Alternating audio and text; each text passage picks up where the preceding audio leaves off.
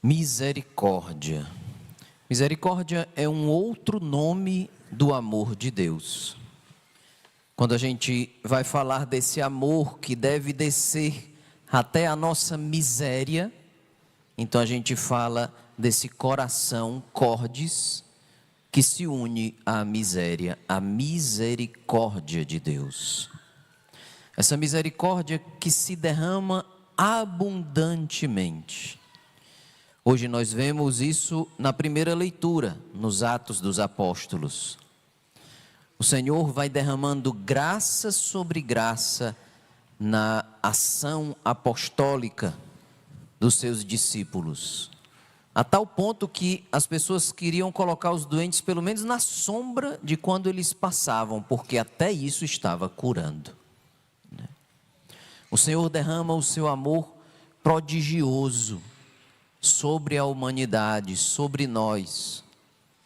Aliás, é por isso que nós estamos aqui, porque tudo parecia ter sido uma catástrofe. O Mestre foi morto, mas depois que ressuscitou, foram tantos milagres que uma grande multidão começou a se reunir para se tornar o que seria a igreja. A igreja. Também no Apocalipse, a segunda leitura de hoje, nós vemos como essa misericórdia se derramará eternamente. Se derrama sobre a terra, cuidando de nós nas nossas misérias. Mas nós a experimentaremos de forma total quando chegarmos no céu. Já quando Jesus ia para a sua oferta diante de Pilatos, ele disse: o meu reino não é deste mundo. Às vezes a gente pode ficar se perguntando: bom, Jesus já ressuscitou, já venceu a morte, já venceu o pecado, já venceu a dor.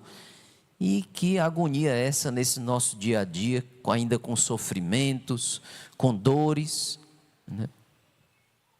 Ora, meus irmãos, não é Deus quem precisa do tempo para nos salvar. Somos nós que precisamos de tempo para irmos sendo santificados. A vitória já foi conquistada. A vitória é certa. O reino está estabelecido já. Eu e você ainda não chegamos lá, mas ele já está estabelecido. Muitos dos nossos, inclusive, já foram para lá. E vamos fazer uma conta aqui, né? Daqui a uns 70, 80, 90 anos, vai estar mais ninguém aqui, viu? Mais ninguém de nós. Vai ter mais ninguém. Já vai ter chegado o momento de nós tomarmos posse do que ele conquistou. E eu gosto de dizer que quando a gente chegar no céu, a gente vai olhar para a vida na terra e vai dizer: vixe, como foi rápido. Foi rápido demais, né? No instante passa. Tempo de Páscoa é tempo da gente olhar para esse reino eterno estabelecido. E é bonito que nosso Senhor tenha querido revelá-lo. O termo Apocalipse deste livro se chama revelação, né? Se traduz por revelação. É bonito que ele tenha querido revelar de forma bem concreta nas visões que São João teve. Um reino maravilhoso, onde o mar virou de cristal, porque já não há mais tribulações. Onde ele brilha mais do que qualquer outra pedra preciosa. E a luz do Senhor ilumina a todos os povos que já chegaram lá. Mas, enquanto a gente está aqui nessa terra, vai ser necessário a gente caminhar recebendo de misericórdia em misericórdia essa aproximação constante do Senhor. Quem quer que Jesus tome posse do seu coração, diga eu. Nós precisamos assumir a nossa nosso pecado e a nossa incredulidade para receber a graça de sermos de Deus. Não é errado chegar diante de Jesus e dizer: Senhor, eu quero crer mais. Eu creio, mas aumenta a minha fé. Quem não vai receber a misericórdia é quem já se achar perfeito. Às vezes, isso acontece de uma forma bem sutil. Uma das formas que isso pode acontecer é quando nós queremos apresentar diante do Senhor os nossos méritos. E aí tem gente que quer se apresentar para o Senhor com posturas religiosas exteriores, Então, é a forma como gesticula, então é aquela coisa mais recolhida, então se adorna de objetos religiosos para se cobrir, quando na verdade só uma coisa agrada a Deus: o coração que se converte. Só isso agrada a Deus. E nós precisamos ter coragem de mostrar a nossa miséria diante do Senhor e dizer: Senhor, eu não consigo me mudar. Mas o que ao homem é impossível, a Deus, para Deus nada é impossível, a Deus é possível. Não tenhamos a impaciência de querer nos mudar por nossa própria força. Tenhamos paciência e confiança, o que dizia Santa Faustina, E tem lá no quadro: Jesus, eu confio em vós. Tenhamos paciência e confiança de que Ele nos mudará. Ele nos mudará. É o que acontece com Tomé. Tomé faz todas as exigências possíveis e imagináveis. Se eu não vir a marca dos pregos em suas mãos, e se eu não puser o dedo nas marcas dos pregos, para que esse negócio de botar o dedo, na marca dos pregos? É exigente, E não puser a mão no seu lado, eu não acreditarei. Foi forte, não foi ou não foi as exigências? Muitas, Parecia que estava assim com raiva, E talvez estivesse mesmo com raiva de ter perdido a oportunidade de ter visto o Senhor na primeira vez que ele veio. E Jesus aparece mais uma vez e diz: a paz esteja convosco. Se fosse eu, com o meu coração duro, se eu fosse Jesus, eu aparecia diante de Tomé e dizia: rapaz, mas que incredulidade é essa, rapaz? Pelo amor de Deus. Teus irmãos já tinham te dito que eu tinha ressuscitado, por que tu não acreditou? Jesus não. Na bondade do seu coração, ele atende a todas as exigências de Tomé.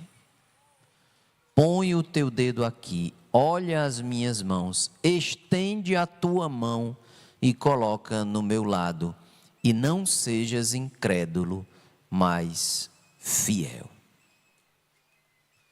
O mais importante aqui é que funcionou, porque aí Tomé faz uma profissão de fé única, que ninguém tinha feito até agora. Meu Senhor e meu Deus. Meu Senhor e meu Deus. Não existe uma outra profissão de fé tão completa, de admitir Jesus como o meu Deus. Tu és o meu Deus. Como é importante a gente assumir Jesus na nossa fé como o nosso Deus. Como o nosso Deus. E aí, meus irmãos, vem essa colocação de Jesus: bem-aventurados os que creram sem ter visto. Nós. Bem-aventurados nós. Às vezes a gente pode ficar olhando e dizendo: mas quem é que vai poder testemunhar a Jesus assim de forma tão forte e coerente sem ter visto? Eu não vi, sem ter tocado em Jesus, Se a gente for olhar como foram as aparições de Jesus, a visão não é que conseguia dar muito acesso à ressurreição de Jesus. Quando ele apareceu para Maria Madalena, ela pensou que ele era quem? Lembram? Jardineiro. O jardineiro. Não conseguiu identificar com os olhos. Quando ele apareceu para os discípulos de Emaús, os discípulos chamaram ele de quê? Tu és o único forasteiro que não sabe o que aconteceu nesses dias? A visão não conseguiu identificar.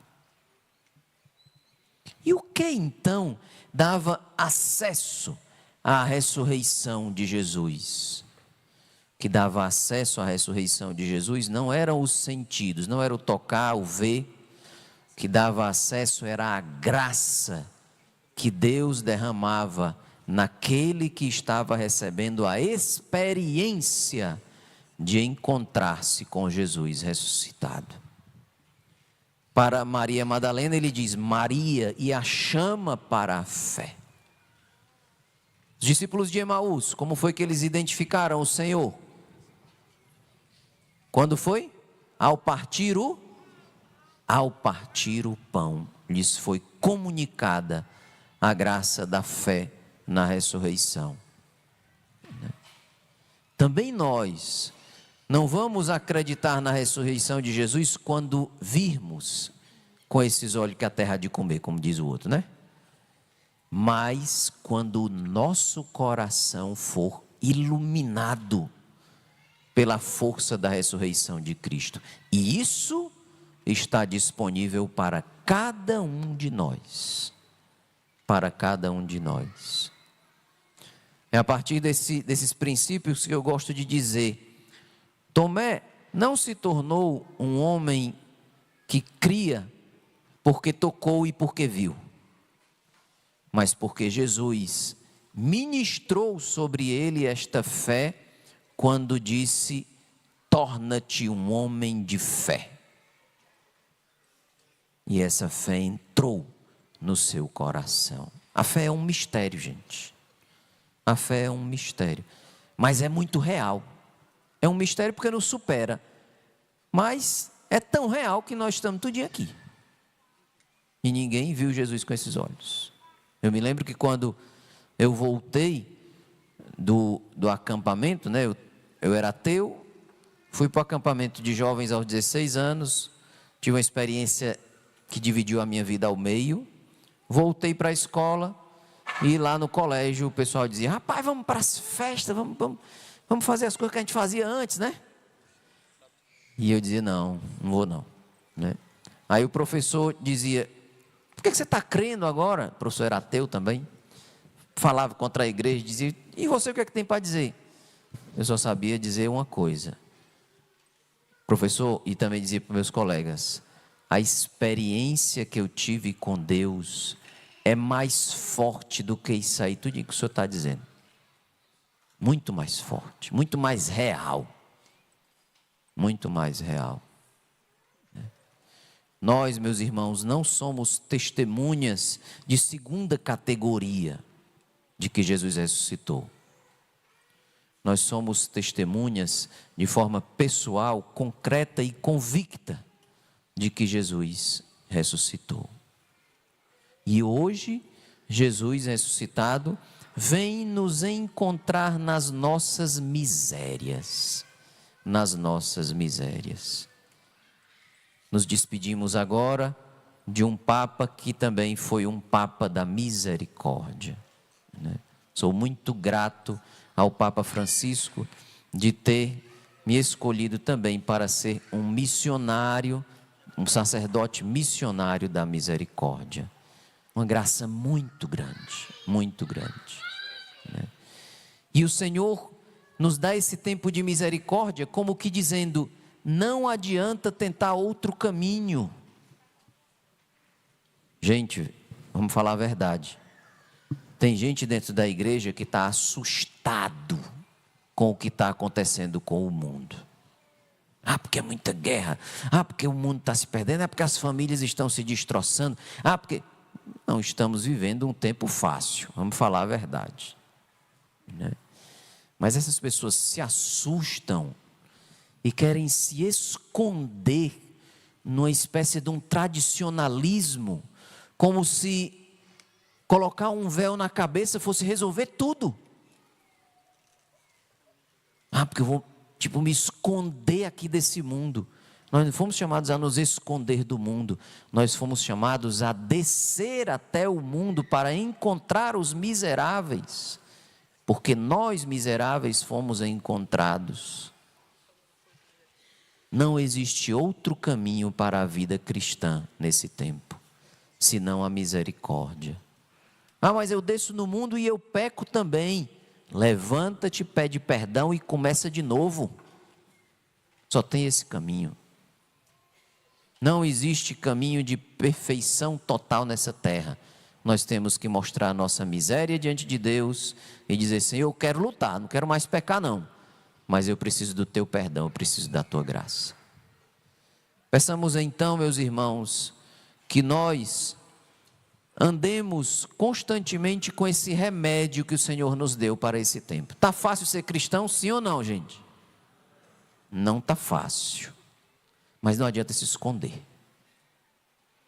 É preciso mostrar a nossa miséria diante de Deus e dizer: vem me salvar. É nessa dependência que o Senhor vai agir e de forma milagrosa vai nos tirar das nossas misérias. Precisamos dele.